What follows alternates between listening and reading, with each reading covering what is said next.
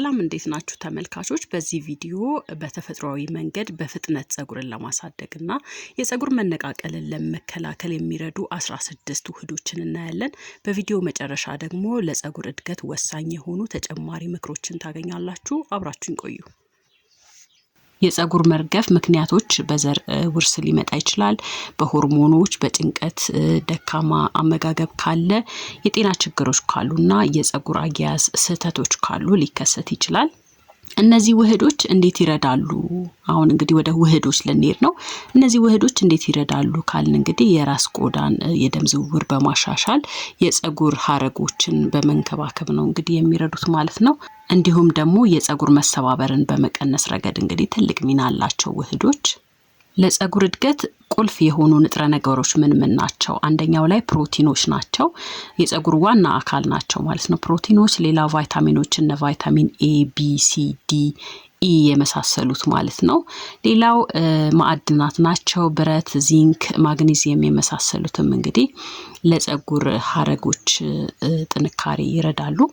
አንቲኦክሲዳንቶች ናቸው። እንግዲህ እነዚህ ከነፃ ራዲካሎች የሚደርሰን ጉዳቶች ለመከላከል ያግዛሉ። እሺ ተመልካቾች ወደ ውህዶቹ እንለፍ። እንግዲህ በመጀመሪያ የምናገኘው የሽንኩርት ጭማቂ ነው። ይህም እንግዲህ በሰልፈር የበለጸገ ሲሆን የኮላጂን ምርትን ያፋጥናል እናም የደም ዝውውርን በማሻሻል ረገድ ነው እንግዲህ የሚረዳው። አንድ ትልቅ ሽንኩርትን እንግዲህ ወስዳችሁ መፍጨት ነው። ከዛ በኋላ ከውሃ ጋር ከተፈጨ በኋላ ማጥለል ነው። ውሃውን በንጹህ ቆዳ ላይ ከታጠባችሁ በኋላ ማለት ነው በንጹህ ቆዳ ላይ መጨመርና ማሸት ነው። ከዛ በኋላ ከ30 እስከ 60 ደቂቃዎች አቆይታችሁ ቀለል ባለ ሻምፖ መለቃለቅ ያስፈልጋል ማለት ነው። ይህንንም እንግዲህ በሳምንት ከ2 እስከ 3 ጊዜ ብትጠቀሙ ፈጣን ለውጥ ታገኙበታላችሁ። ሁለተኛው የኮኮናት ዘይትና የሎሚ ጭማቂ ነው። የኮኮናት ዘይት ጸጉርን ያጠነክራል። የሎሚ ጭማቂ የራስ ቆዳን ያጸዳል እንዲሁም ደግሞ የጸጉር ሐረጎችን ያነቃቃል ማለት ነው። 2 የሾርባ ማንኪያ የኮኮናት ዘይት ከ1 የሾርባ ማንኪያ የሎሚ ጭማቂ ጋር ማቀላቀል።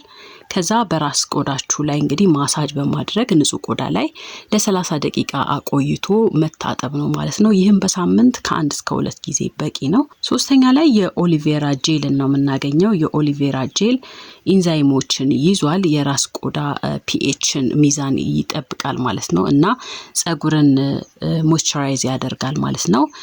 ትኩስ የኦሊቬራ ቅጠል ከውስጡ ጄሉን በማውጣት እንግዲህ የራስ ቅል ቆዳ ላይ በመቀባት ከ20 እስከ 30 ደቂቃ አቆይቶ መታጠብ ነው። በውሃ መለቃለቅ ብቻ በቂ ነው። በሳምንት ከ3 እስከ 4 ጊዜ ብትጠቀሙት ይመከራል። አራተኛው እንግዲህ የሩዝ ውሃ ነው። የሩዝ ውሃ በአሚኖ አሲዶች፣ በቫይታሚን ቢ፣ በቫይታሚን ኢ እንዲሁም ማዕድኖች የበለጸገ ሲሆን የጸጉርን እንግዲህ ያጠናክራል እንዲሁም ደግሞ እድገቱን ያፋጥናል ማለት ነው። 1 ኩባያ ሩዝ ወስዳችሁ እንግዲህ አጥባችሁ ከዛ በኋላ በንጹህ ውሃ ዘፍዝፋችሁ ማቆየት ነው። እንግዲህ ለ30 ደቂቃ ካቆያችሁት በቂ ሊሆን ይችላል ማለት ነው። ከዛ በኋላ ውሃውን አጥልላችሁ ውሃውን ነው በንጹህ ቆዳ ላይ የምትቀቡት ማለት ነው።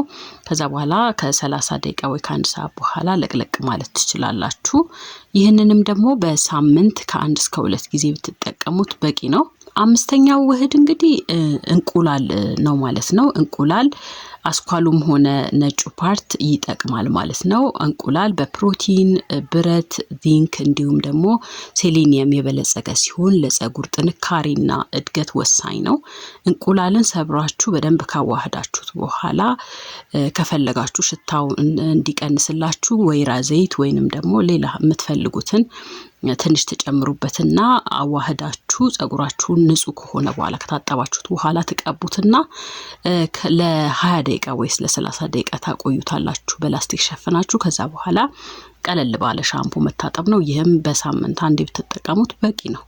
6ኛው ካስተር ኦይል ነው። እንግዲህ ካስተር ኦይል በሪሲኖሊክ አሲድ የበለጸገ ሲሆን የራስ ቆዳን የደም ዝውውር በማሻሻል እንዲሁም ደግሞ ባክቴሪያዎችን ይገድላል ማለት ነው። አዘገጃጀቱ እንግዲህ ንጹህ የካስተር ዘይትን ወስዳችሁ ትንሽ ሞቅ ካረጋችሁት በኋላ የራስ ቅላችሁ ላይ ንጹህ የራስ ቅል ላይ ማሳጅ ማድረግ ነው። ከዛ በኋላ እንግዲህ ሌሊቱን ሙሉ ማቆየት ትችላላችሁ። ከዛ ጠዋት ላይ መታጠብ ነው። ይህንንም እንግዲህ በሳምንት 2 ጊዜ ብትጠቀሙት በቂ ነው። ሰባተኛው ውህድ የአቮካዶና የሙዝ ውህድ ነው ማለት ነው። አቮካዶ በቫይታሚን ኢ እና ጤናማ ቅባቶች የበለጸገ ሲሆን ሙዝም ደግሞ እንግዲህ በፖታሲየም እና በቫይታሚኖች የበለጸገ ነው። ይህንንም እንግዲህ ግማሽ የበሰለ አቮካዶ እንዲሁም ደግሞ አንድ ሙዝ ወስዳችሁ ማዋሃድ ይኖርባችኋል። ከዛ በኋላ በንጹህ ቆዳ ላይ በንጹህ የራስ ቆዳ ላይ እንግዲህ በደንብ ማሳጅ አድርጎ መቀባት ነው። ለ30 ደቂቃ አቆይታችሁ መታጠብ ትችላላችሁ። ይህም ደግሞ በሳምንት አንድ ጊዜ በቂ ነው። ሌላው እንግዲህ አረንጓዴ ሻይ ነው። አረንጓዴ ሻይ ጸረ ኦክሲደንትስ ካቴችንስ የተባለ አለው ማለት ነው። ይህም እንግዲህ የፀጉር መርገፍን ለመከላከል ከፍተኛውን ሚና ይጫወታል። 2 አረንጓዴ ሻይ ከረጢቶችን በሙቀ ውሃ ውስጥ ዘፍዝፋችሁ ውሃውን በማጥለል በንጹህ ፀጉር ላይ ማሳጅ አድርጋችሁ በደንብ ማፍሰስ ነው ማለት ነው። ከዛ በኋላ ከ10 ደቂቃ በኋላ በንጹህ ውሃ ማለቅለቅ ይቻላል። በሳምንት 2 ጊዜ በቂ ነው። የአብሽ ፍሬ ነው። የአብሽ ፍሬ በፕሮቲን በኒኮቲኒክ አሲድ የበለጸገ ሲሆን የፀጉር እድገትን ያፋጥናል እና ፎሮፎርን ለመቀነስም ይረዳል። 2 የሾርባ ማንኪያ ወስዳችሁ ውሃ ውስጥ ማሳደር ነው። ከዛ በኋላ ፈጭታችሁ ከነፍሬው ፈጭታችሁ ፀጉርና ቆዳችሁ ላይ ማሳጅ አድርጋችሁ በደንብ ከቀባችሁት በኋላ ለ30 እስከ 40 ደቂቃ ቆይቶ መታጠብ ነው። በሳምንት ከ1 እስከ 2 ጊዜ ብትጠቀሙት በቂ ነው። 10ኛው የሮዝመሪ ዘይት ነው። የሮዝመሪ ዘይት የደም ዝውውርን ያሻሽላል፣ የፀጉር ሀረጎችን ያነቃቃል፣ እንዲሁም ደግሞ ጸረ ብግነት ባህሪ አለው።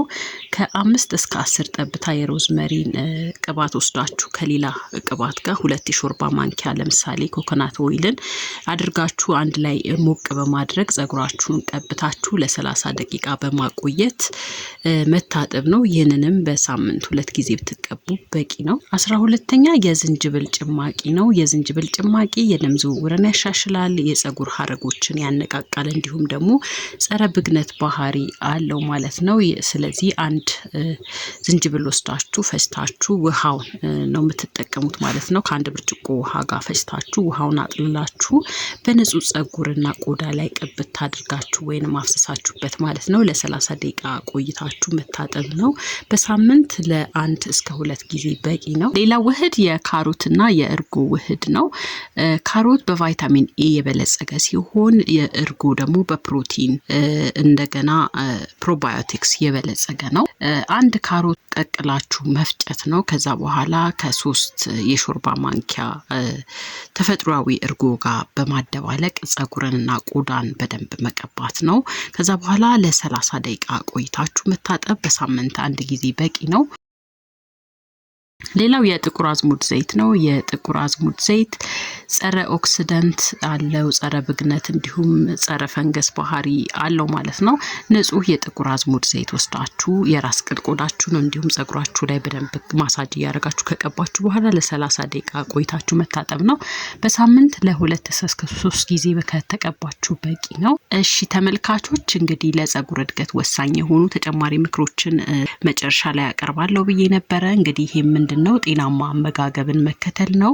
በፕሮቲን በቫይታሚኖችና በማዕድናት የበለጸጉ ምግብን መመገብ ያስፈልጋል። በቂ ውሃ መጠጣት ያስፈልጋል። ፀጉርን ጨምሮ ለሁሉም የሰውነት ክፍሎች ጤና እንግዲህ አስፈላጊ ነው። ውሃ ጭንቀትን መቀነስ ያስፈልጋል። ጭንቀት የፀጉር መርገፍ ዋና ምክንያት ስለሆነ ማለት ነው። ትክክለኛ የፀጉር አያያዝን መጠቀምም ደግሞ አስፈላጊ ነው።